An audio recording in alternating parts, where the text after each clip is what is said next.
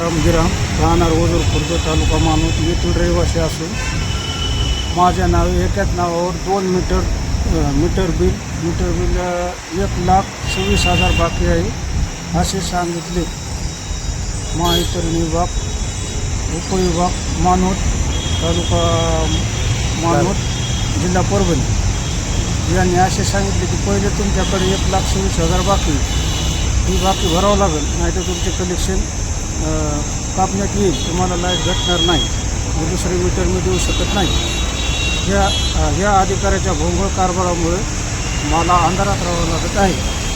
तरी नम्र निवेदन अर्ज सादर करतो की माननीय जिल्हा अधीक्षक साहेब यांनी योग्य ती कारवाई करून मला न्याय देण्यात यावा ही नम्र विनंती. माझ्या कुटुंबावर अंधारात राहण्याची वेळ येत आहे. एक मुलगा 12वीला आहे व एक मुलगी 4थीत शिकत आहे.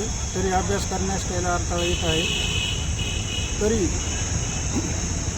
योग्य ते 10 दिवसात जर न्याय दिला तर सहकुटुंबासकट आंदोलन व उपोषणात बसण्यात येईल.